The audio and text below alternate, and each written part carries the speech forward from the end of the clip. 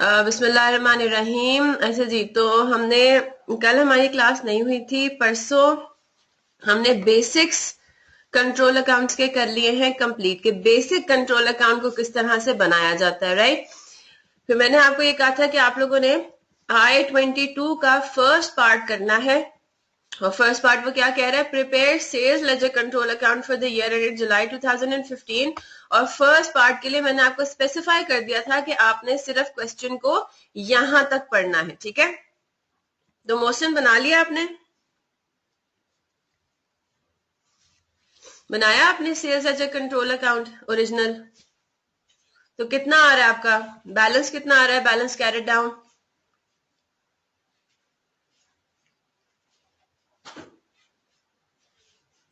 Triple 1404 नहीं, 111404 आना चाहिए। इसको देख लेते हैं कि आपका क्यों नहीं आ रहा। ये मैं आपके सामने इसको बना देती हूँ, ठीक है। एक एक करके हम चीजों को पिक करते हैं ताकि वो लोग जिन्होंने नहीं अटेम्प्ट किया हुआ उनको भी चीज का समझ में आ जाए, ठीक है। ये क्या कह रहा है, mister Rizwan deals in the trading business of electric items, he sells the goods on cash and on credit to his customers. The following information has been taken from the books of Rizwan for the financial year ended 31st July 2015.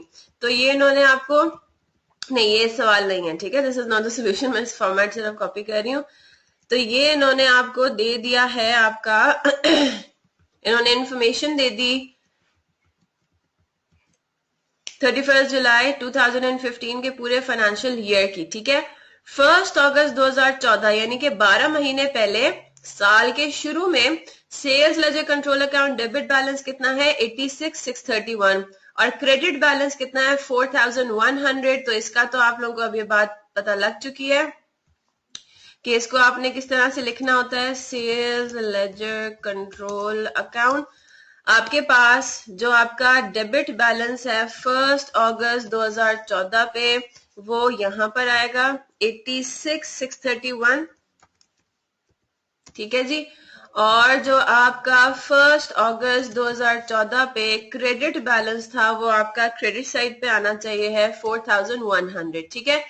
फिर हम नीचे आते हैं, sales for the year वो total sales बता रहा है 396,800। तो ये बात हम कर चुके हैं पहले भी। आपको सिर्फ कौन सी लेनी होती है, सिर्फ और सिर्फ क्रेडिट सेल्स लेनी होती है। तो हम सेल्स लिखेंगे, नीचे हम छोटी सी वर्किंग भी दिखा देंगे और उसकी वर्किंग होंगी 396,800 का 75%, ठीक है।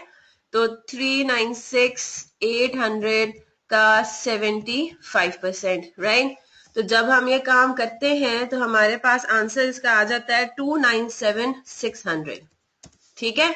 297,600 ये आपका ठीक है मोहसिन, ठीक है, ये वाला आपका सही है जी मैम, ठीक आगे है। चलते हैं, आगे कह रहे हैं जी बैड डेट रिटर्न ऑफ 3821। तो बैड डेट रिटर्न ऑफ आपका होता है क्रेडिट साइड पे 3821।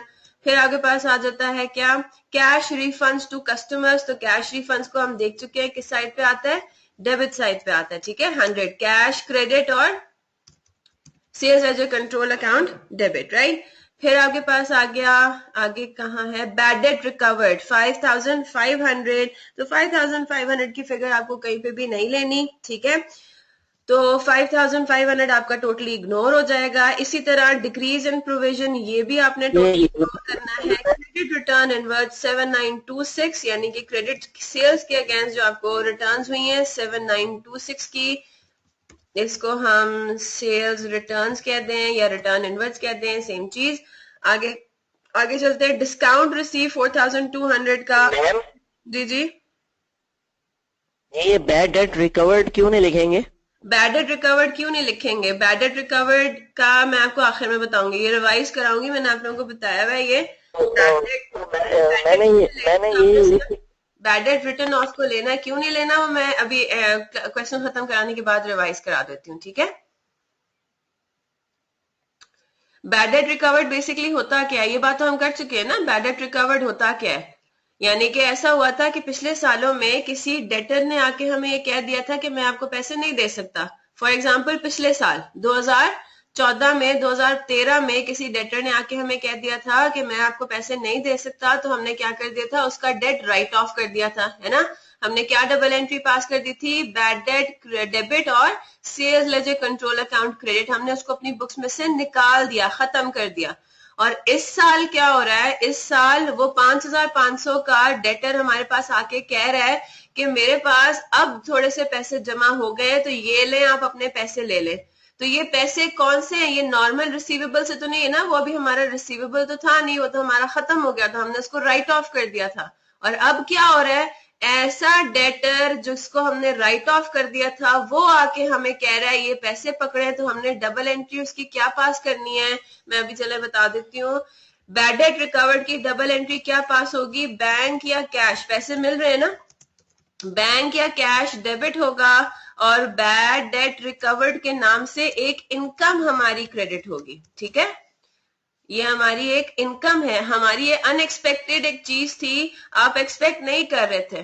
ठीक है, ओके सही है, इसकी डबल एंट्री नहीं होगी ना, आप ये नोट कर लो अपने पास। बैड डेट रिकवर्ड आपका क्रेडिट होगा, और बैड डेट रिकवर्ड बेसिकली क्या है? आपका इनकम है। एक सिनेरियो है जिधर आपका ये bad debt recovered sales ledger control account में रिकॉर्ड होगा, वो मैं आपको इंशाल्लाह आखिर में कराऊंगी। ठीक है, वो मैं इंशाल्लाह आपको आखिर में कराऊंगी।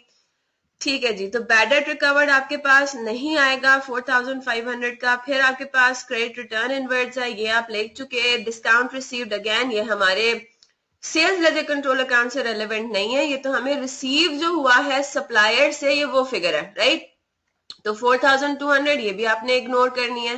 कैश रिसीव फ्रॉम डेटर्स 252,319, यानी कि खास जो हमारे रिसीवेबल्स थे जिनसे हमें पैसे लेने थे, जो हमारे डेटर्स थे, उनसे हमने इतना कैश रिसीव किया। फिर आपके पास आ रहा है डिस्काउंट अलाउड 6681, तो ये हमारा आता है यहाँ पे डिस्काउंट अलाउड 6681। फिर आपके पास आता है इंटरेस्ट चार्ज टू कस्टमर्स 1445, और डेबिट बैलेंसेस ट्रांसफर्ड, ये आपका कॉन्ट्रा है। ठीक है, कॉन्ट्रा एंट्री है आपकी, और कॉन्ट्रा में आपके पास आएगा 2972। फिर आपके पास आखिरी लाइन में कह रहा है डेटर्स चेक्स डिसऑनर्ड 3447, तो 3447 से हमने ये बात पढ़ ली हुई है कि हमारा डिसऑनर्ड चेक्स जो है वो डेबिट हो जाते हैं। इधर तक क्लियर है? जब आप ये काम करेंगे तो आपका क्लोजिंग बैलेंस आना चाहिए 111,404। ये आपका बैलेंस ब्रॉट डाउन है, सॉरी कैरेट डाउन है। ठीक है, this is your balance carried down. ठीक है, इधर तक आ गया। अच्छा, अब आगे चलते हैं, देखिए होता क्या है।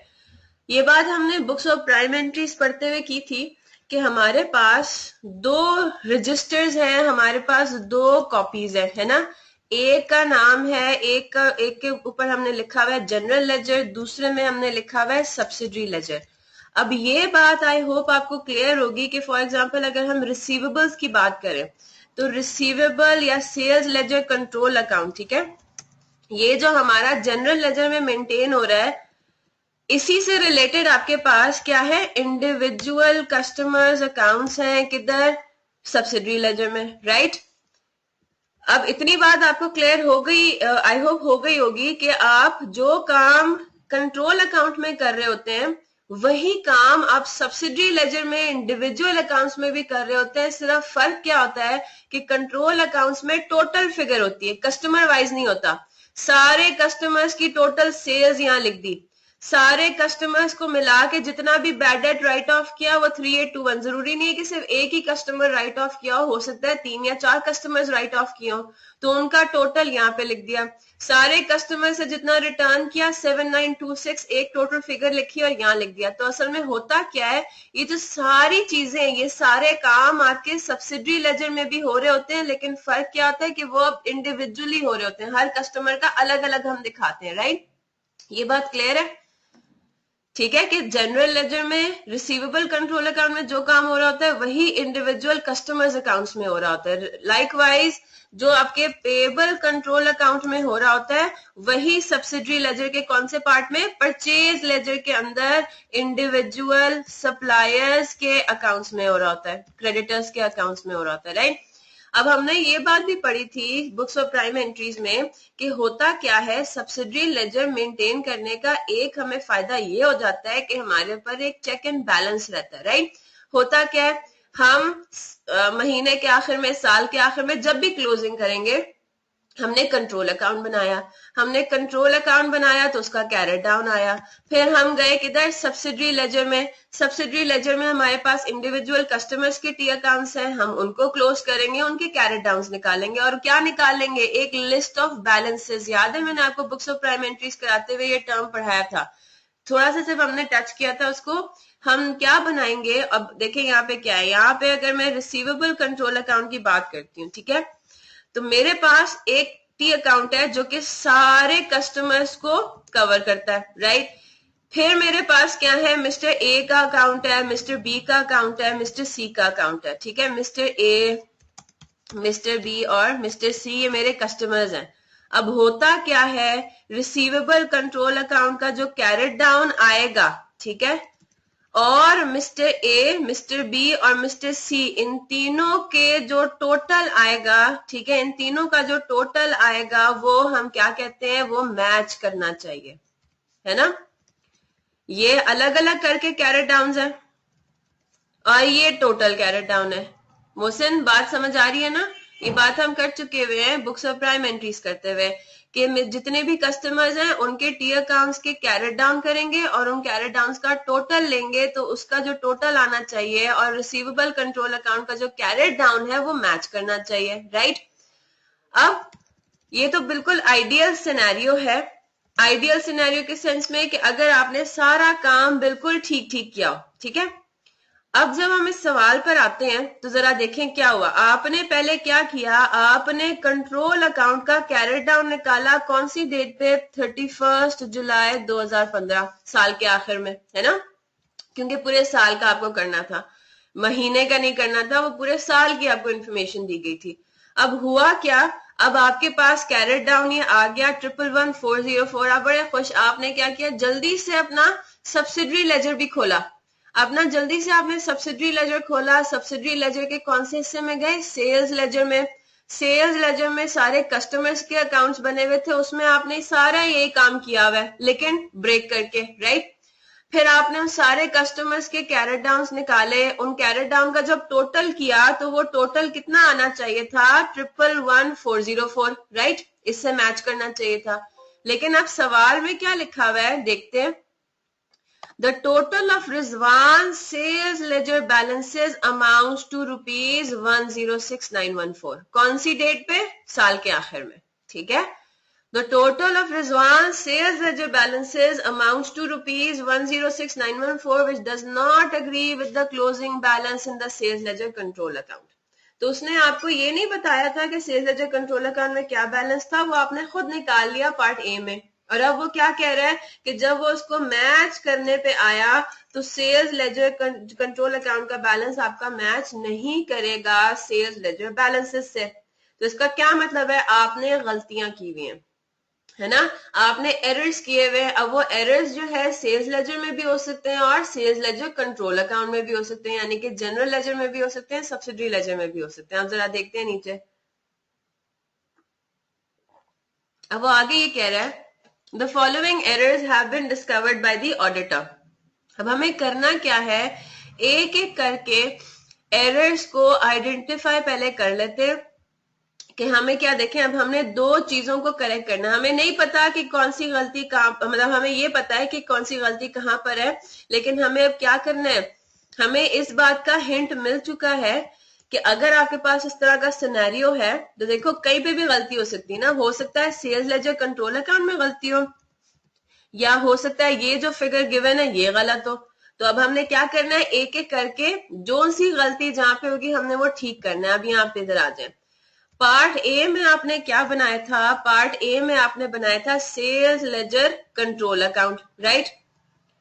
चले पहले एक काम करते हैं, एरर्स को डिस्कस कर लेते हैं। अब हमने आइडेंटिफाई करना है कि कौन सा एरर कौन सी फिगर से रिलेट करता है। पहला एरर आए, जरा इधर देखें क्या कह रहा है। Abdul Razak had returned goods worth rupees 710, but this sum was recorded as 170 in his account। क्या कह रहा है, अब्दुल रजाक हमारा कस्टमर था, उसने हमें गुड्स रिटर्न किए 710 रुपए के, लेकिन ये अमाउंट उसके खास अकाउंट के अंदर 170 रुपए के तौर पे रिकॉर्ड कर दी, यानी कि सेल रिटर्न क्रेडिट होना चाहिए था ना अब्दुल रजाक के अकाउंट में, कितने से 710 से। सेल रिटर्न क्या होता है, सेल्स रिटर्न क्रेडिट होता है, तो कंट्रोल अकाउंट में भी क्रेडिट होगा, और कहाँ क्रेडिट होगा, अब्दुल रजाक के इंडिविजुअल अकाउंट में भी क्रेडिट होगा 710 से, राइट।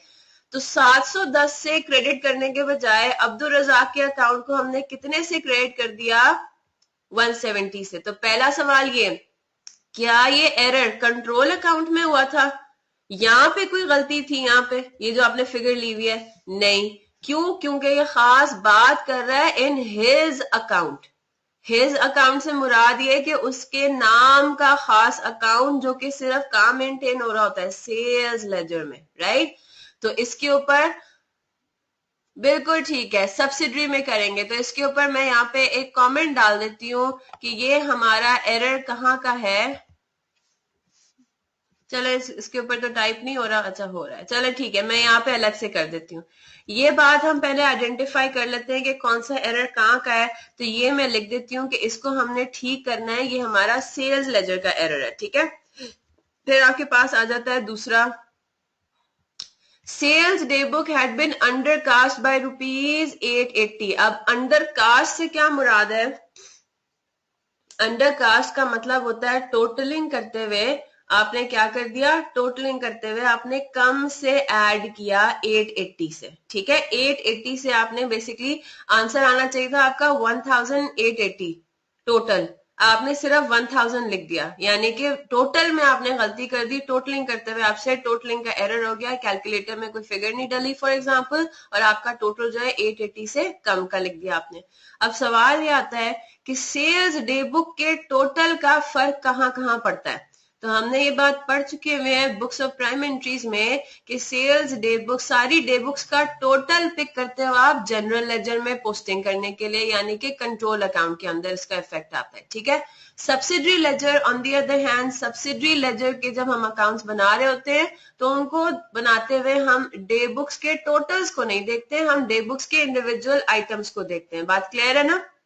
तो यानी कि कास्टिंग का जो एरर है, अंडर कास्टिंग हो जाए, ओवर कास्टिंग हो जाए, तो इसका फर्क सिर्फ और सिर्फ कहां पे पड़ेगा, जनरल लेजर में, ठीक है। क्योंकि आपने जनरल लेजर से के अंदर आप डबल एंट्रीज पास करते हो टोटल की फिगर को पिक करके। तो यहाँ पे मैं ये लिख देती हूँ जनरल लेजर यानी कि कंट्रोल अकाउंट में ये गलती हुई है, ठीक है। सही है मोहसिन, मसला हो तो मुझे बता देना, मैं अपने फ्लो में चलती जा रही हूँ, ठीक है। अच्छा आगे, a refund to a credit customer Danish was made through check of ₹331। ठीक है, आपने रिफंड किया था दानिश को चेक के through. This payment was correctly recorded in cash book and in Danish के इंडिविजुअल अकाउंट। सही है, यानी कि कैश बुक आपकी बुक ऑफ प्राइम एंट्री में इसकी रिकॉर्डिंग ठीक हो गई, और दानिश के इंडिविजुअल अकाउंट, जब पोस्टिंग के बारे में बात कर रहे हैं तो दानिश के इंडिविजुअल अकाउंट में कह रहे हैं कि पोस्टिंग ठीक हो गई, ठीक है। यानी कि सेल्स लेजर आपका बिल्कुल ठीक है। However, it was posted to purchase account as ₹113। अब हम ये देखते हैं कि डबल एंट्री, यानी इसने ये हिंट दे दी कि सेल्स लेजर बिल्कुल ठीक है, सही है।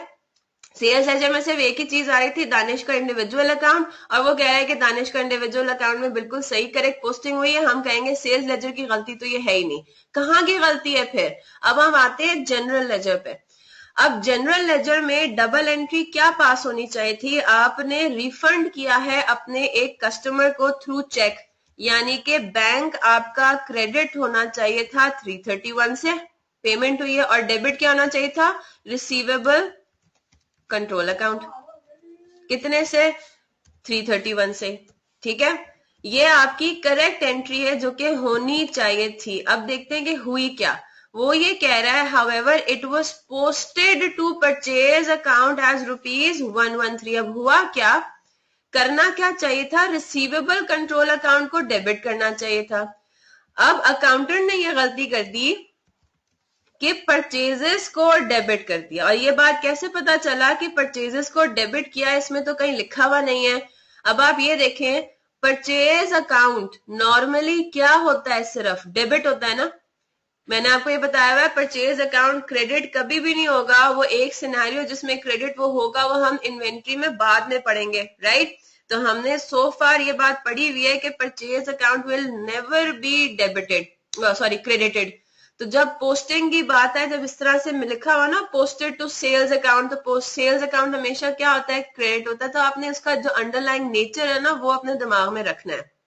तो हुआ क्या, it was posted to purchase account, यानी कि अकाउंटेंट ने क्या किया, फ्लो में चलते चलते वो समझा कि ये जो बैंक के थ्रू हम पेमेंट कर रहे हैं ना वो किसके लिए कर रहे हैं, परचेज के लिए कर रहे हैं, इसलिए हम पैसे दे रहे हैं। तो उसने क्या कर दिया, बैंक को क्रेडिट करके परचेजेस को डेबिट कर दिया, और परचेजेस को डेबिट किया वो भी गलत फिगर से, यानी कि परचेज को डेबिट किया 113 से,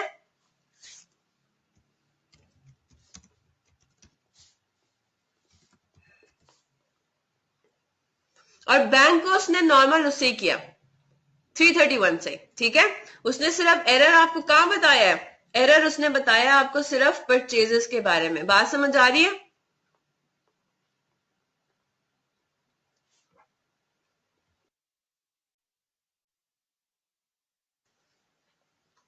तो हमें यहाँ पे करना क्या है, सिर्फ हमने ये चीज आइडेंटिफाई कर ली कि हमारा यहाँ पे रिसीवेबल कंट्रोल अकाउंट डेबिट होना चाहिए था, जो कि नहीं हुआ। बाकी जहां एरर आया उससे हमारा कोई कंसर्न नहीं, उसको तो हमने अभी ठीक नहीं करना, राइट।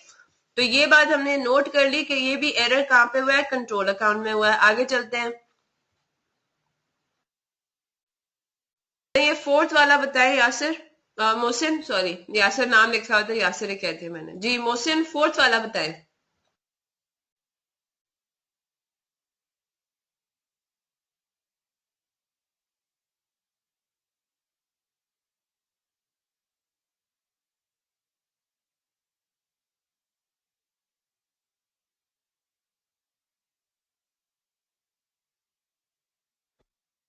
मैम डेबिट साइड पे डबल करके लिखेंगे। बिल्कुल ठीक है, डेबिट साइड पे अब आप डबल करके लिखोगे, ठीक है, बिल्कुल सही कह रहे हैं। देख लेते हैं इसको, उन लोगों के लिए जो पहली दफा कर रहे हैं उनको शायद समझ में ना आए। हुआ क्या, सबसे पहले हमने आइडेंटिफाई करना है कि ये गलती हुई कहाँ पे, सेल्स लेजर में हुई है या जनरल लेजर में हुई है। A credit sale of ₹2720 to customer Yasir was entered on the credit side of Yasir's account. अब उसने यासिर का अकाउंट मेंशन कर दिया, यानी कि सेल्स लेजर, राइट। अब देखते हैं हुआ क्या, क्रेडिट सेल थी 2720 की, यासिर को किधर रिकॉर्ड करते हैं हम क्रेडिट सेल, डेबिट साइड पे, लेकिन उसको उन्होंने क्या कर दिया, क्रेडिट साइड पे रिकॉर्ड कर दिया। तो पहले हमें क्या करना पड़ेगा, अगर हम ये देखें तो यासिर का अकाउंट जो है, यासिर के अकाउंट में बेसिकली हुआ क्या, होना क्या चाहिए था, ये देख लेते हैं। यासिर का जो अकाउंट है उसमें ये सेल्स आनी चाहिए थी 2720 की डेबिट साइड पे, लेकिन हमने गलती क्या कर दी, गलती हमने ये कर दी कि हमने सेल्स को रिकॉर्ड कर दिया 2720 से क्रेडिट साइड पे। तो अब हमें क्या लेकर आना है, अब हमें डेबिट साइड पे इफेक्ट लेकर आना है। तो पहले हम 2720 से डेबिट करेंगे ताकि ये क्रेडिट वाला जो आइटम है ये नलिफाई हो जाए, है ना। और फिर दोबारा 2720 से डेबिट करेंगे तो पीछे जो इफेक्ट बचेगा वो 2720 का ही बचेगा।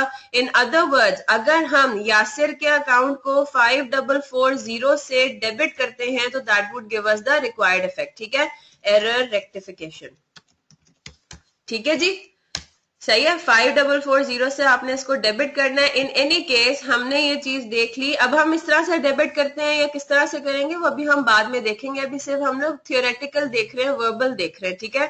तो ये गलती कहाँ पे आ रही है, सेल्स लेजर के अंदर, तो हमने इसको सेल्स लेजर में ठीक करना है। नीचे आते हैं, A discount of ₹770 received from a supplier has been entered in the debit side of a customer account.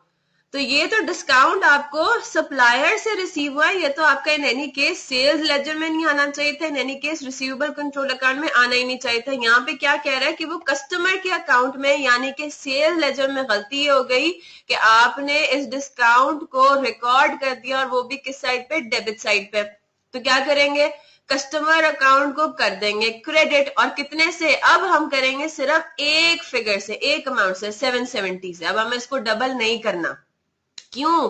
क्योंकि कस्टमर के अकाउंट में इसका इफेक्ट तो आना ही नहीं चाहिए था, भले डेबिट भले क्रेडिट। तो आपने क्या करना है, इसको नलिफाई करना है। ऊपर वाले सिनेरियो में क्या था, ऊपर वाले सिनेरियो में ये कस्टमर के अकाउंट में आना चाहिए था, लेकिन दूसरी साइड पे, राइट, डेबिट साइड पे आना चाहिए था। आपने इसको क्रेडिट साइड पे कर दिया, इस वजह से इसको हमने डबल डेबिट करना पड़ा। यहाँ पे क्या सिचुएशन है, यहाँ पे ये 770 डिस्काउंट रिसीव्ड है फ्रॉम अ सप्लायर, ये कस्टमर के अकाउंट में कैसे आ गया, तो गलती हो गई। तो आपने 770 जो डेबिट किया हुआ है, अब आपने सिर्फ क्या करना है, 770 को क्रेडिट कर देंगे तो डेबिट वाला इफेक्ट नलिफाई हो जाएगा। क्लियर होगी बात? तो ये भी हम कर लेते हैं कि 0.5 का भी जो गलती है वो सेल्स लेजर में हुई हुई है। फिर आगे चलते हैं। A sale of ₹5,100 to a credit customer was entered in the sales day book as 1500, यानी कि ये एरर होगी क्या, ओरिजिनल एंट्री उसने गलती कर दी, बुक ऑफ प्राइम एंट्री में ही उसने गलत फिगर लिख दी। ठीक है, लिखनी कितनी चाहिए थी, a sale of 5,100 to a credit customer was entered in the sales day book as 1500। ठीक है, यानी कि सेल्स डे बुक में उसने गलत लिख दिया। And posted to credit side of the customer's account as ₹510। तो अब देखिए गलती कहाँ हो रही है, हम ये देखते हैं। सबसे बड़ी गलती कहाँ हुई है, सेल्स डे बुक में 1500 लिख दिया। अब जब वो 1500 लिखा उसने, इसका मतलब है जो टोटल हुआ वो भी 1500 के हिसाब से हुआ है ना। अब जो टोटल किया तो उसमें भी 1500 की फिगर उठाई रादर देन 5100। तो अगर टोटल में गलती आ गई, टोटल में मसला आ गया, तो हम क्या कहेंगे, कंट्रोल अकाउंट, तो इसका मतलब है गलत है ही है। ठीक है, कंट्रोल अकाउंट तो इसका मतलब है गलत है ही है। ये आइटम क्या था, ये आइटम था आपका सेल का। इसका मतलब है ये जो आपने फिगर यहाँ लिखी हुई है ना 297,600, इसमें बेसिकली एक सेल की फिगर कम लिखी हुई है, डली हुई है। ठीक है, तो ये बात हमें समझ में आ गई कि पॉइंट नंबर 6 के अंदर एक एरर किसका है, जनरल लेजर का एरर तो है ही है। क्यों? क्योंकि सेल्स डे बुक में पोस्टिंग कर दी गई थी 1500 से, तो जब हमने टोटल किया तो वो भी हमने 1500 को यूज करके टोटल निकाला, टोटल में गलती आ गई। अब हम आते हैं सब्सिडरी लेजर में। अगर ये बात आगे ना भी लिखी हुई होती ना कि कस्टमर के अकाउंट में ये गलती होगी, अगर ये बात ना भी लिखी होती तब भी हम क्या कहते हैं, सब्सिडरी लेजर में भी गलती हुई है। और वो क्यों हुई है, क्यों इसलिए हुई है क्योंकि देखिए यहाँ पे क्या हो रहा है, सेल्स डे बुक में जो ओरिजिनल पोस्टिंग हुई है वही गलत फिगर से हुई है। यहाँ पे सिर्फ ऊपर जो हम कास्टिंग की बात करते थे उसमें सिर्फ टोटलिंग करते हुए गलती हो रही थी। डिफरेंस जरा समझें, कास्टिंग करते हुए टोटल गलती होना सिर्फ, और ओरिजिनल एंट्री ही गलत पोस्ट कर देना, गलत रिकॉर्ड कर देना ट्रांजैक्शन को, these are two different things. अगर सिर्फ और सिर्फ कास्टिंग की गलती है तो उसका इफेक्ट सिर्फ और सिर्फ कहां पड़ेगा, जनरल लेजर में, यानी कि कंट्रोल अकाउंट पे। और अगर आपने एक ट्रांजैक्शन को ऑल टुगेदर एक गलत फिगर से ही रिकॉर्ड कर दिया था या गलत डे बुक में उसको लिख दिया था, यानी कि बुक ऑफ प्राइम एंट्री में लिखते हुए उसको गलती कर दी थी, तो इसका इफेक्ट अब दोनों जगह पर आएगा, जनरल लेजर में भी और सब्सिडरी लेजर में भी। ठीक है, तो इवन अगर आगे उसने फिर फर्दर बता दिया कि और क्या गलती हुई थी, तो अगर ये बात ना भी लिखी होती, ये वाली गलती ना भी की होती, तो हम क्या कहते हैं, हमारा जनरल लेजर तो गलत हुआ ही हुआ। क्यों? क्योंकि टोटल गलत आ गया था 1500 की वजह से, और क्योंकि 1500 आपने लिख दिया था रादर देन 5100। सब्सिडरी लेजर को बनाते हुए हम इंडिविजुअल आइटम्स को देखते हैं, तो जो हमने क्रेडिट कस्टमर को सेल की थी वो 1500 की लिख दी थी रादर देन 5100। इसका मतलब है कि हमने जो कस्टमर का इंडिविजुअल अकाउंट बनाया उसमें भी गलती हो गई, उसमें भी हमने 1500 लिख दिया, राइट। अब आगे वो ये बता रहा है कि कितना लिखना चाहिए था, 1500, राइट, ऑब्वियसली क्योंकि सेल्स डे बुक में ये था। लेकिन वो आगे एक और गलती ये बता रहा है, it was posted to credit side of the customer's account as 510। तो होना क्या चाहिए था, सेल थी, है ना, सेल थी। फॉर एग्जाम्पल ये था मिस्टर सी, करना क्या चाहिए था, क्रेडिट सेल थी। अगर सब कुछ बिल्कुल ठीक ठीक होता तो आपके पास कितनी अमाउंट आनी चाहिए थी मिस्टर सी के अकाउंट में, डेबिट साइड पे 5100। लेकिन वो गलती ये बता रहे हैं कि it was posted to credit side of the customer's account as 510। यानी कि ये गलती हो गई। तो अब हमें इसको ठीक करने के लिए ये बात समझ में आ गई ना कि ये पॉइंट नंबर 6 में गलती दोनों जगह हुई है, सेल्स लेजर में भी हुई है और जनरल लेजर में भी हुई है। ठीक है, तो अब हमें इसको ये वाली सिचुएशन अब आपके पास आ गई। अब इसको ठीक करने के लिए पहले आप ये कहोगे कि 510 से डेबिट करना पड़ेगा ताकि ये वाला इफेक्ट नलिफाई हो जाए, और फिर जो सही वाली फिगर आनी चाहिए थी 5100 मुझे वो डेबिट करना चाहिए पड़ेगा। तो इसका मतलब ये है कि मैं टोटल 5610 से अगर डेबिट कर दूं मिस्टर सी के अकाउंट को तो फिर मेरी गलती ये ठीक हो जाएगी सेल्स लेजर के अंदर। क्लियर है ना बात? ये बात हम बाद में भी डिस्कस करेंगे सॉल्व करते हुए। No entries have been made in the control accounts for bad debts written off 1390। अब वो गलती बता रहा है खास तौर पे कंट्रोल अकाउंट्स की। अब इधर आपने कॉन्स्टेंटली अपने आप को जरा अलर्ट पे रखना है। जरूरी नहीं है कि क्वेश्चन में आपको हर चीज जो गिवन हो ना वो एरर हो। जैसे फॉर एग्जांपल ये बात बोली गई है कि no entry has been made in the control accounts for bad debt written off 1390। आप कहेंगे ठीक है, कंट्रोल अकाउंट में बैड डेट राइट ऑफ आता है और ये नहीं लिया, यानी कि ये कंट्रोल अकाउंट का एरर हो गया। और आगे वो क्या कह रहा है, and for increase in provision for doubtful debts ₹4000। और फिर आपको ये सोचना लाजमी है ये एरर तो नहीं हुआ, 4000 वाली बात एरर नहीं है। क्यों? क्योंकि इंक्रीज इन प्रोविजन या डिक्रीज इन प्रोविजन को तो हम कंट्रोल अकाउंट में लेते ही नहीं है, राइट? तो इस पूरे पार्ट में हमारे पास एरर सिर्फ किसका है? 1390 का है, और 4000 का हम कहेंगे कि कोई एरर नहीं है। ठीक है, इसको हमने रेक्टिफाई या करेक्ट नहीं करना। तो पॉइंट नंबर 7 में हम ये कहेंगे कि इसमें सिर्फ और सिर्फ कंट्रोल अकाउंट इन्वॉल्व है, और सिर्फ कौन सी फिगर से रिलेटेड? 1390 से। 4000 वाली फिगर आपकी रेलेवेंट नहीं है। फिर वो कह रहा है a purchase laser Contra of 750 was omitted from the control accounts. चलो ठीक है, यानी कि ये पहली स्टेटमेंट पढ़ के हमें ये पता लग गया कि अब गलती आपके कंट्रोल अकाउंट में है। ठीक है, कंट्रोल अकाउंट में। फिर आगे पढ़ते हैं, furthermore it was posted to the debit side of customer's account as 570। यानी कि इस सवाल में भी क्या हो गया, कस्टमर का अकाउंट भी इन्वॉल्व हो गया, उसका भी उसने आपको एरर बता दिया। तो ये हम कहेंगे कि दोनों इस पार्ट में दोनों जगहों पे गलती है, करेक्ट करेंगे उसको। Column total of 1320 of sales returns day book was posted to a customer's account instead of control account।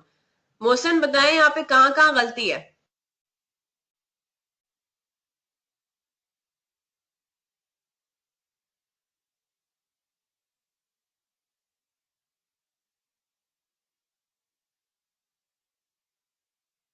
हाँ जी मोहसिन, कहाँ गलती है इस पार्ट में, पार्ट नंबर 9? मैम दोनों में, सब्सिडरी में भी कंट्रोल अकाउंट में भी। रीजन?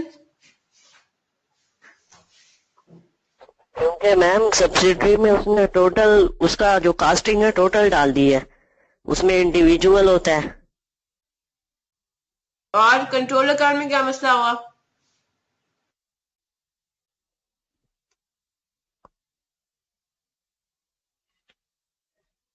कंट्रोल अकाउंट में उसने डाली ही नहीं है, वो कह रहा है इंस्टेड ऑफ। बिल्कुल ठीक। तो करना क्या चाहिए था? कस्टमर अकाउंट में इसका क्या मतलब हुआ? कस्टमर अकाउंट में इंडिविजुअली तो ये रिटर्न्स गए, इसके अलावा क्या हो गया, जब हमने टोटल की बारी आई ना, टोटल की पोस्टिंग करने की, तो हमने दोबारा किसको हिट कर दिया? कस्टमर के अकाउंट को, कस्टमर्स अकाउंट को। ठीक है, तो जो कॉलम टोटल था, अब बात समझ आ रही है ना आपको कि सेल्स लेजर में जो इंडिविजुअली काम कर रहे होते हैं वो काम तो हो ही रहा है कि कस्टमर्स के अकाउंट उनके जब वो सेल रिटर्न कर रहे थे हम उनको हिट करते जा रहे थे। फिर जब महीने की आखिर की बात आई, साल के आखिर की बात आई, तो जब हमने सेल रिटर्न डे बुक का टोटल किया और जब हमें वो जनरल लेजर में पोस्ट करना था तो वो हमने दोबारा कहाँ पोस्ट कर दिया? उसका टोटल सेल्स लेजर में किसी कस्टमर के अकाउंट में उसको क्रिएट कर दिया। करना कहाँ चाहिए था? कंट्रोल अकाउंट में। तो वेरी गुड, ये दोनों जगह पे आपको हिट करेगा, ये दोनों जगह पे आपका एरर है। ठीक है, और इसको भी हमने यहाँ पे नोट कर लिया। मुझसे इतना डिटेल में मैं उन बच्चों के लिए कर रही हूँ जो पहली दफा कर रहे हैं, जिनको थोड़ा इश्यू है। ठीक है, तो आपको तो मुझे लग रहा है कि थोड़ा बहुत आइडिया है इस चीज का, तो जस्ट बेयर विथ मी। सही है, बस एक दफा हम इस तरह से करेंगे, फिर आगे जाके जो क्वेश्चंस करेंगे वो हम स्ट्रेट अवे मतलब रेक्टिफिकेशन पर आ जाएंगे, ठीक है। अच्छा, फिर वो क्या कह रहा है, a discount of 10% was allowed on settlement of rupees 3310. Only net payment was recorded in cash book and then posted to debtors control account. यानी कि क्या कह रहा है वो, डिस्काउंट आपको आपने अलाउ किया था सेटलमेंट पे ₹3310, ठीक है। अब जाहिर सी बात है वो हम रिसीवेबल्स की बात करें तो हम यही कहेंगे कि भाई हमें पैसे रिसीव हुए, राइट। यानी कि अगर आप थोड़ी सी कैलकुलेशन करो तो इसका क्या मतलब है, इसका मतलब ये हुआ 3310 पे 10% आपने दे दिया डिस्काउंट, आपको टोटल पैसे कितने मिले, 2979, ठीक है। 2979 से आपको पैसे रिसीव हुए और आपने कहा इतना मैंने दे दिया डिस्काउंट, अलाउ मैंने कर दिया। अब वो क्या कह रहा है, इसकी डबल एंट्री होनी क्या चाहिए थी, इसकी डबल एंट्री पास होनी चाहिए थी, discount allowed debit, bank debit. Discount allowed कितने से डेबिट होना चाहिए था, 331 से डिस्काउंट अलाउड डेबिट होना चाहिए था, और 2979 से बैंक क्रेडिट होना चाहिए था, और रिसीवेबल कंट्रोल अकाउंट जो है वो टोटल फिगर से आपका है ना 3310 से डबल एंट्री आपकी ये पास होनी चाहिए थी, राइट, है ना। हो क्या गया, वो ये कह रहा है only net payment was recorded in cash book, यानी कि कैश बुक में आपके पास, आपको याद है ना कैश बुक में हम क्या बनाते थे, डिस्काउंट अलाउड के कॉलम में भी तो डालते थे चीजें और फिर डबल एंट्री उसकी भी पास करते थे। तो वो ये कह रहा है कि कैश बुक में जब रिकॉर्डिंग ही सिर्फ नेट पेमेंट की हुई तो अल्टीमेटली जो सिर्फ डबल एंट्री पास हुई वो भी किसकी हुई, सिर्फ आपकी नेट पेमेंट की हुई। बात समझ आ रही है, यानी कि जो 331 का जो डिस्काउंट था वो कहीं बुक्स में रिकॉर्ड ही नहीं हुआ। बुक्स में रिकॉर्ड होने से क्या मुराद है कि बुक ऑफ प्राइम एंट्री में आपने उसको लिखा ही नहीं। जब आपने उसको बुक ऑफ प्राइम एंट्री में नहीं लिखा, इसका मतलब है उससे रिलेटेड कोई डबल एंट्री भी पास नहीं हुई, ठीक है। Only net payment was recorded in cash book and then posted to debtors control account and no entry has been made in the sales ledger. यानी कि सेल्स लेजर में इस पूरी ट्रांजैक्शन की कोई डबल एंट्री कोई एंट्री पास ही नहीं हुई। डबल एंट्री तो खैर होती भी नहीं है सेल्स लेजर में। इस पूरी ट्रांजैक्शन को आपने ओमिट कर दिया सेल्स लेजर के पॉइंट ऑफ व्यू से। और जनरल लेजर में क्या गलती हुई, जनरल लेजर में ये गलती हुई कि डिस्काउंट रिकॉर्ड नहीं हुआ। तो ये भी ऐसा एरर है जो कि आपका दोनों जगह पे इसका मसला है, तो हम इंशाल्लाह इसको दोनों जगह पे करेंगे। क्लियर है बात, जल्दी से आगे चलते हैं। आखिरी वो कह रहा है Azhar Mahmood was both a customer and a supplier, ठीक है। He had a balance of rupees 920 in the purchase ledger and rupees 1120 in the sales ledger. The contra entry was made in the control account but no entry was made to Azhar Mahmood's account. अब ये जरा क्या बात कर रहा है, समझाएं मुझे मोहसिन। वो क्या कह रहा है, बैलेंस 920 होना इन द परचेज लेजर, क्या मुराद है इससे?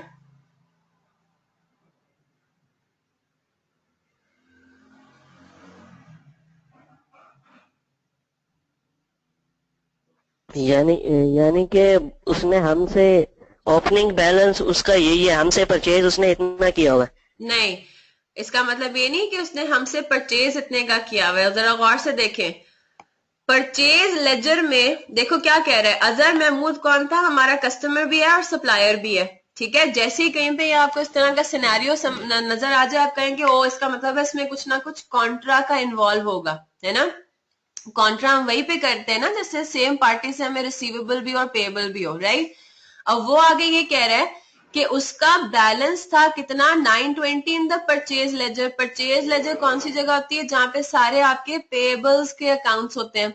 तो आप ये कहोगे कि आज की डेट पे अजहर महमूद को हमें क्या करना था, किसी भी डेट पे मतलब ड्यूरिंग द पीरियड एक ऐसा टाइम आया जिसमें अजहर महमूद को हमने पे करना था 920। परचेज लेजर में क्या होता है, पेएबल है ना, क्रेडिटर्स होते हैं, सप्लायर्स होते हैं। तो 920 हमें पे करने थे अजहर महमूद को और उसी डेट पे अजहर महमूद ने हमें देने थे 1120। तो इसमें हम सेल और परचेज का टर्म नहीं इस्तेमाल करेंगे, रिसीवेबल और पेएबल की बात करेंगे, ठीक है, सेल और परचेज तो वो कुछ और फिगर होगी।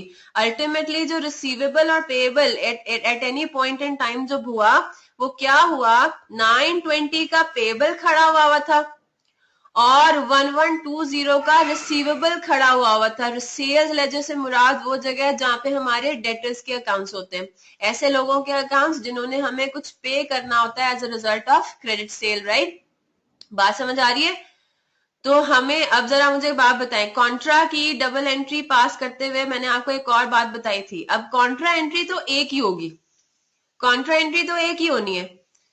दो फिगर्स गिवन है आपको, कौन सी फिगर पिक करेंगे आप कॉन्ट्रा एंट्री के लिए? मैंने आपको ये बात बोला हुआ है, लोअर ऑफ द 920। बिल्कुल, very good, lower of the two आपने पिक करना है, वेरी गुड। मैं बात दोबारा भी कह देती हूँ, अगर आपको रिसीवेबल की अमाउंट भी गिवन हो, पेएबल की अमाउंट भी गिवन हो, तो आपने कॉन्ट्रा की एंट्री पास करते हुए lower of the two figures को पिक करना है।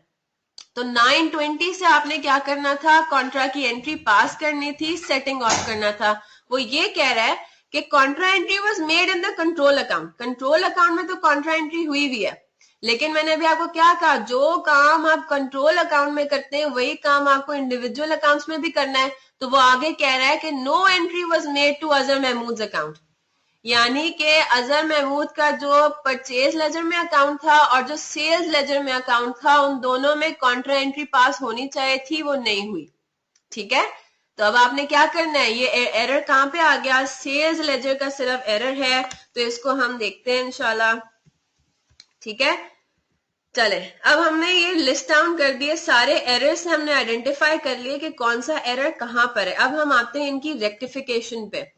जरा रिक्वायरमेंट पर आए, पार्ट बी में वो मांग रहा है draw up a revised sales ledger control account. तो पहले आपने एरर्स से पहले, एरर्स की आइडेंटिफिकेशन से पहले आपने सेल्स लेजर कंट्रोल अकाउंट बना लिया, वो ओरिजिनल कंट्रोल अकाउंट है। ठीक है, फिर आपने क्या कहा, आपने कहा सिस्टम ऐसा चलता है कि फिर आप मैचिंग करते हो सेल्स लेजर से, और अगर मैच नहीं करता तो फिर आपको ये दोनों काम करने पड़ेंगे।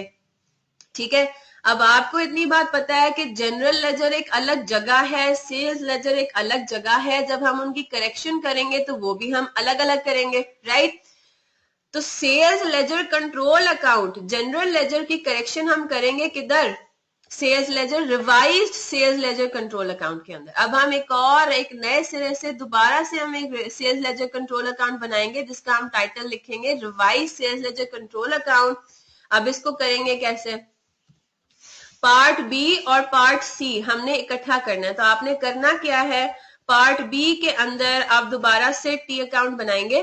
ठीक है, आपने दोबारा से टी अकाउंट बनाना है और फिर क्या करना है, उसको उसके अंदर आपने जगह छोड़ देनी है 5, 6, 7, 8 लाइनें। ठीक है, आप इसका टाइटल देंगे revised sales ledger control account. ठीक है, आपने इसको अब नाम देना है revise sales ledger control account, और नीचे आपने 5, 6, 7, 8, 9, 10 लाइनें छोड़ देनी है। फिर आपने साथ ही पार्ट सी का आपने यहाँ पे टाइटल डाला, और पार्ट सी में क्या मांग रहा है, वो स्टेटमेंट ऑफ रिकंसिलिएशन। ठीक है, इसको हम कह देंगे, इसका हम टाइटल दे देंगे रिकंसिलिएशन स्टेटमेंट। ठीक है, एक second, just give me a minute.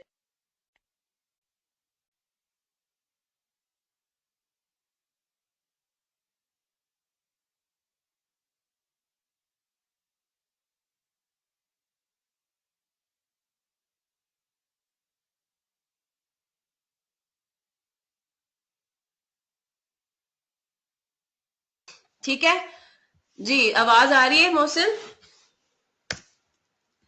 अब रिकंसिलिएशन स्टेटमेंट के अंदर हम वो सारी करेक्शन करेंगे जो कि आपके सेल्स लेजर में होनी है। अब लेट्स स्टार्ट विद इट। इसके अंदर कोई टी अकाउंट नहीं बनेगा, ये सिर्फ आपका एक स्टेटमेंट है। ठीक है, इसके अंदर आपने टी अकाउंट बनाया। अब देखिए आपके पास ये सारा काम, ये चेकिंग का और मैचिंग का, ये सारा काम कब होगा, 31 जुलाई 2015 को होगा। मैं सिस्टम पूरा रिपीट कर रही हूँ।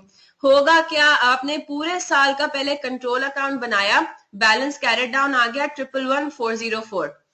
फिर आप गए सेल्स लेजर में उसको मैच करने के लिए, तो पता चला कि सेल्स लेजर का जो बैलेंस है वो टोटल आ रहा है 106914, ये दोनों मैच नहीं कर रहे। जब ये दोनों मैच नहीं करेंगे तो आप इन्वेस्टिगेशन करोगे और आपको एरर्स पता लगेंगे। अब जब आपको एरर्स पता लग गए, अब आपने इन दोनों फिगर्स को, आपको पता है कि ना ये फिगर ठीक है ना ये फिगर ठीक है, अब आपने इन दोनों को अलग अलग ठीक करना है। और जब आप इन दोनों फिगर्स को ठीक कर चुकेंगे फिर जाके ये दोनों फिगर्स आपकी मैच कर जाएंगी, राइट। अब किस तरह से करेंगे ये सारा काम, हम कब कर रहे हैं? साल के आखिर में, ठीक है, साल के आखिर में। अब आपने करना क्या है, revise sales ledger control account में अब आपने दोबारा से ब्रॉड डाउन से स्टार्ट करना है। जब आप ब्रॉड डाउन से स्टार्ट करेंगे तो अब ये ब्रॉड डाउन बेसिकली क्या बन जाएगा, इसी डेट पे, क्लोजिंग की डेट पे 31 जुलाई 2015 को जो अनएडजस्टेड बैलेंस है, और वो अनएडजस्टेड बैलेंस कौन सा है, जो आपने अभी ये कैलकुलेट किया 111404, ठीक है, ये आपका हो जाएगा 111404। Is that clear? ठीक है, डेबिट बैलेंस है ये। देखें कैरेट डाउन जब आपने निकाला तो ये क्रेडिट साइड पे आ रहा था। अब जब इसको आप बनाएंगे क्या, ठीक है, जब आप इसको बनाएंगे, इसको जब आप ब्रॉड डाउन बनाएंगे तो ब्रॉड डाउन ये बन जाएगा डेबिट साइड पे 111404। लेकिन ये ब्रॉड डाउन अब ये वो वाला ब्रॉड डाउन नहीं है साल के शुरू वाला, ये ब्रॉड डाउन क्या है, इसी दिन का uncorrected unadjusted balance. This is your starting point in revise sales ledger control account. फिर आप नीचे आ जाए, रिकंसिलिएशन स्टेटमेंट में भी जो पहली चीज आएगी,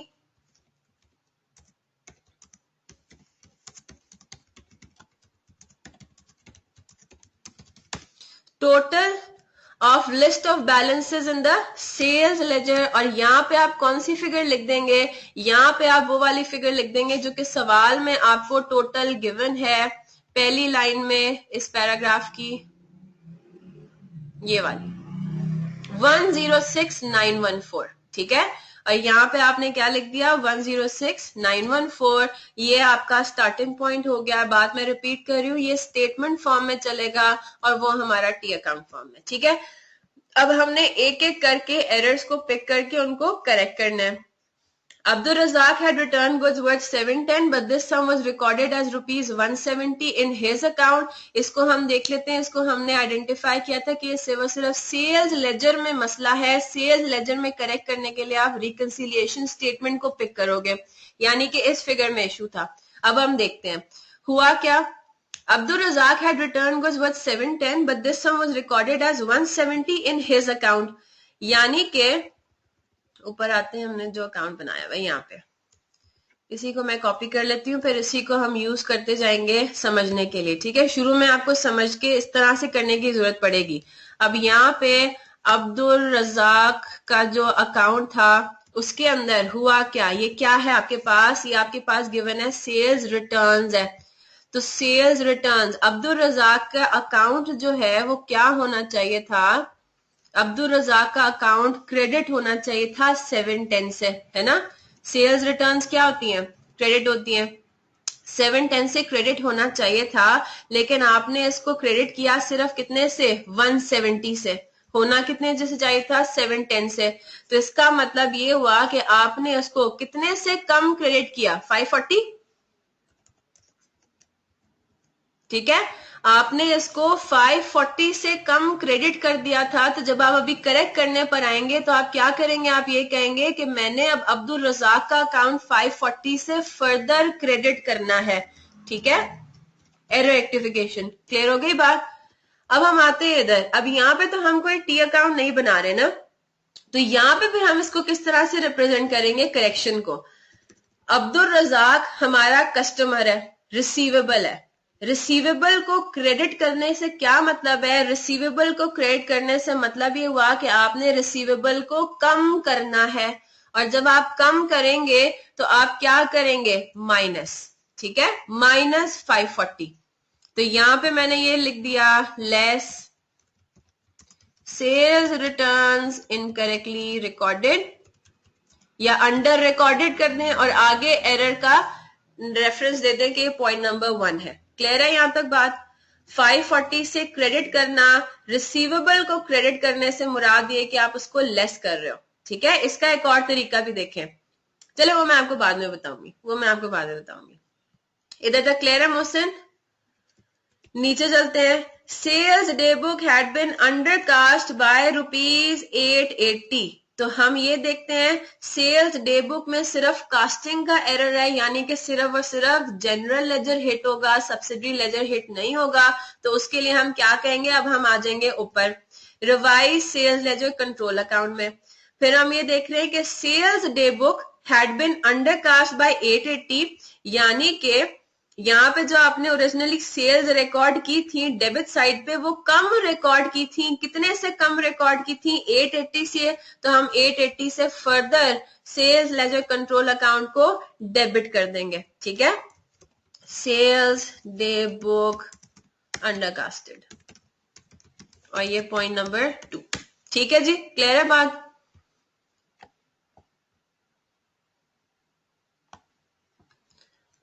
आपने अंडर रिकॉर्डिंग कर दी थी, अंडर कास्टिंग कर ली थी, तो आपका कंट्रोल अकाउंट भी अंडर डेबिट हुआ था। तो अब आप दोबारा से इसको डेबिट कर दें।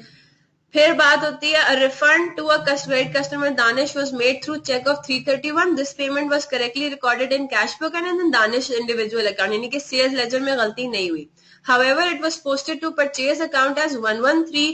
तो हमें करना क्या था, हमें रिसीवेबल कंट्रोल अकाउंट को डेबिट करना चाहिए था, कितने से? 331 से। आपने रिफंड किया कस्टमर दानिश को, आपने उसको डेबिट कर दिया परचेज के अकाउंट के अंदर। तो हम यहाँ पे अब क्या करेंगे, 331 से डेबिट कर देंगे, ठीक है। रिफंड इनकरेक्टली रिकॉर्डेड, और यहाँ पे आप पॉइंट नंबर 3 का रेफरेंस दे दें, ठीक है। 331 डेबिट कर देंगे, रिफंड आपने रिकॉर्ड नहीं किया था। नीचे आते हैं, a credit sale of ₹2720 to customer Yasir was entered on the credit side of Yasir's account. अब ये अकाउंट स्पेसिफिकली बात हो रही है, तो हम रिकंसिलिएशन स्टेटमेंट में आ जाएंगे, क्योंकि ये एरर आपका सिर्फ और सिर्फ सेल्स लेजर में हुआ क्या, यासिर का को आपने क्रेडिट सेल की थी 2720 की।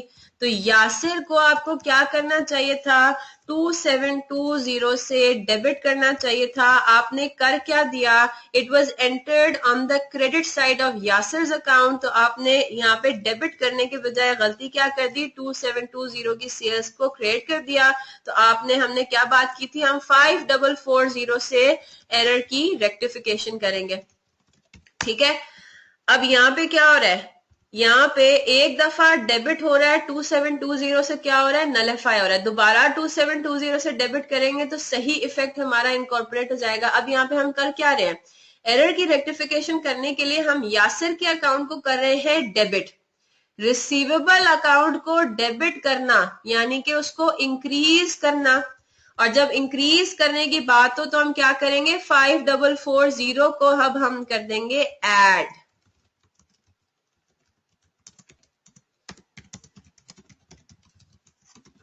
ठीक है। और इसमें हमने पॉइंट नंबर 4 का रेफरेंस दे दिया। क्लियर है बात यहां तक?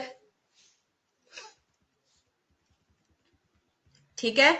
अ discount of ₹770 received from a supplier. बस एक ये वाला भी करते हैं, बाकी फिर आप लोग घर पे अटेम्प्ट कीजिएगा, हम इंशाल्लाह फिर इसको डिस्कस करेंगे कल। और कल हमारी इंशाल्लाह पेस थोड़ी फास्ट होगी, हम एक पूरा क्वेश्चन कल इंशाल्लाह अटेम्प्ट करेंगे। आज तो मैं समझा के आपको करी थी, ठीक है।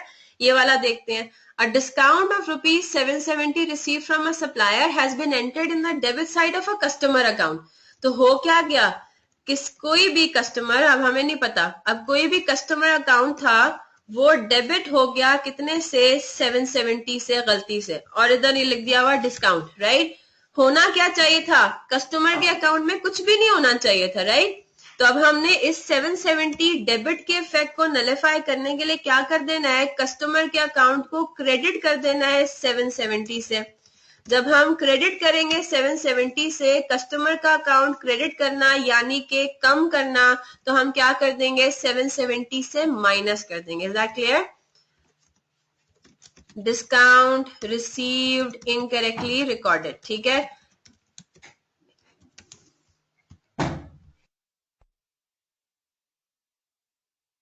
जी मोहसिन, क्लियर है? तो डिस्काउंट रिसीव्ड इनकरेक्टली रिकॉर्डेड और पॉइंट नंबर 5 को आपने यहाँ पे एडजस्ट कर दिया और ये गलती सिर्फ कहाँ है, यहाँ ये गलती सिर्फ आपकी सब्सिडरी लेजर में, ठीक है।